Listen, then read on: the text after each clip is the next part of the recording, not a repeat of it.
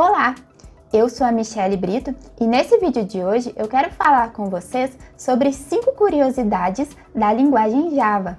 E a primeira delas é sobre essa questão se a linguagem Java ela pode ser considerada uma linguagem para uso gratuito.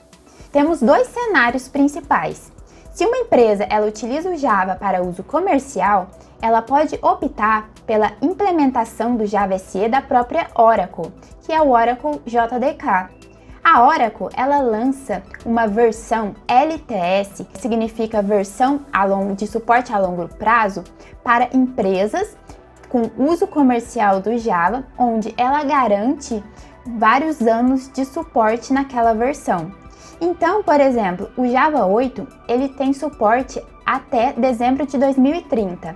O Java 11, que também é uma versão LTS, também tem suporte até 2026.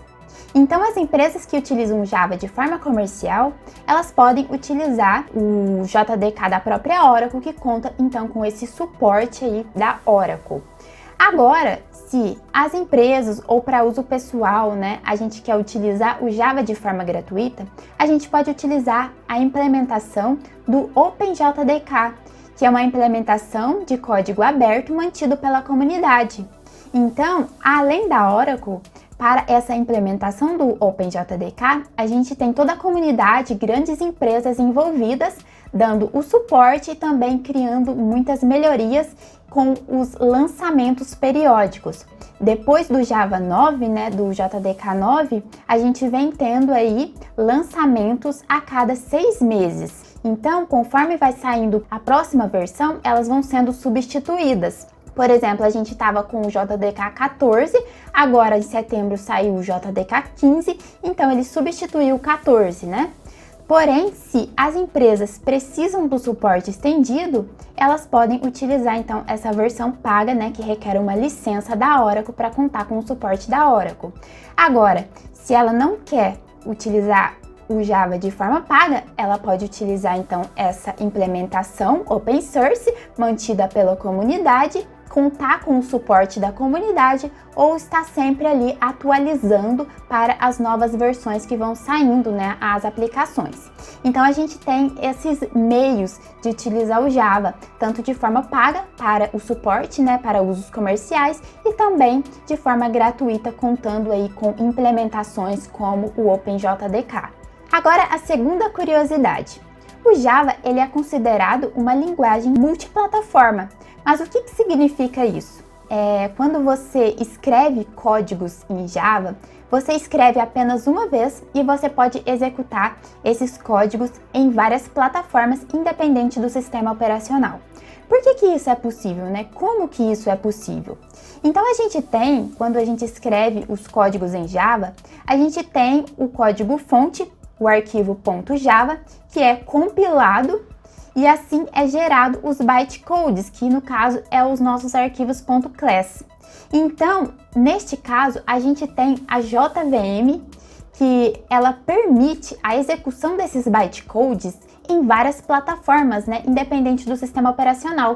Então, você escreve o código fonte uma vez, compila ele para bytecodes e esses bytecodes eles podem ser executados tanto em Windows, Linux, Mac, independente do sistema operacional, graças à JVM, que faz então com que o Java seja considerado uma linguagem multiplataforma. Agora eu vou falar um pouco sobre 3 siglas que a gente vê muito no mundo Java, que é JVM, JRE e JDK. Então a JVM é a abstração, é um conjunto de especificações que torna possível o Java ser multiplataforma, porque é através dela então que é possível executar os bytecodes Java em diferentes sistemas operacionais.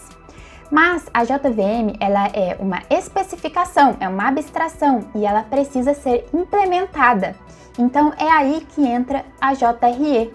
JRE é um conjunto de ferramentas que implementam a JVM, construída por bibliotecas e também ferramentas de execução que precisamos ter instalado no nosso computador para que a gente possa utilizar aplicações que foram construídas em Java. Então, para que seja possível, os bytecodes serem executados em diferentes sistemas operacionais, a gente tem que ter uma implementação da JVM, que nesse caso é a mais comum, que é a JRE, que faz então essa implementação e a gente utiliza então no nosso computador as aplicações Java graças à JRE instalada. E por último, a sigla JDK, que nada mais é que um kit de desenvolvimento para criar aplicações Java.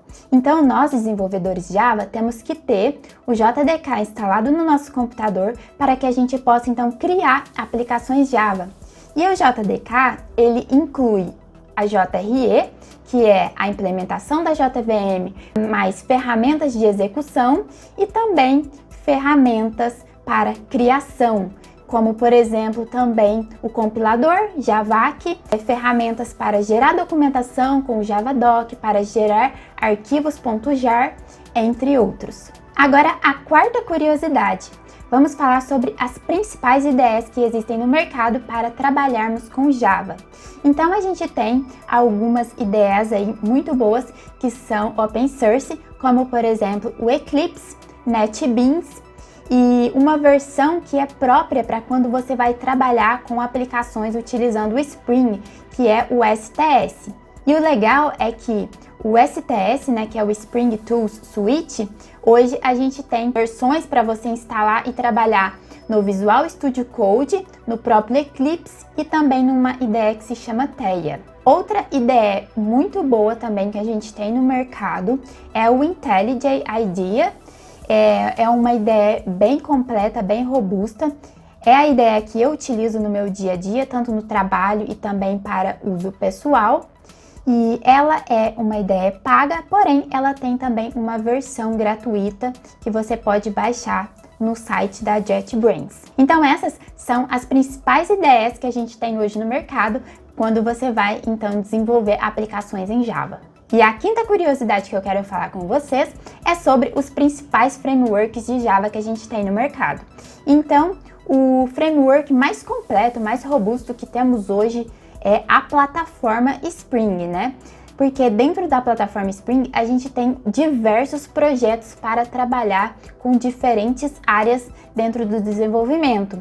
Por exemplo, a gente tem o Spring Framework, temos também depois que veio aí o Spring Boot, que é uma simplificação, né, para você iniciar rapidamente aplicações Spring e também muito utilizado em arquiteturas de microserviços. Você tem o Spring Security quando você quer aplicar segurança na sua aplicação, você tem o Spring Batch para executar cargas, você também tem vários projetos dentro do Spring Cloud para você trabalhar com microserviços, como por exemplo o Spring Cloud Netflix, que tem vários outros subprojetos como o Eureka, Zoo. Você também tem o Spring Cloud Gateway para criar um gateway ali de entrada e centralizar, né, todas as entradas da sua arquitetura de microserviços.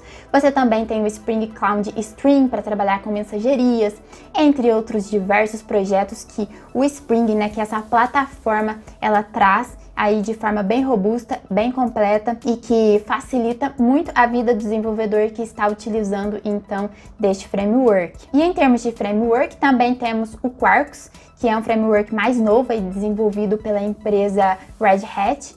E ele traz então um tempo de inicialização de uma aplicação Java, né, bem mais rápido, né, comparado a outros frameworks. Utiliza bem menos memória, então a gente tem essas melhorias aí para trabalhar com Java, que são frameworks que trazem uma inicialização bem mais rápida e ocupam menos memória.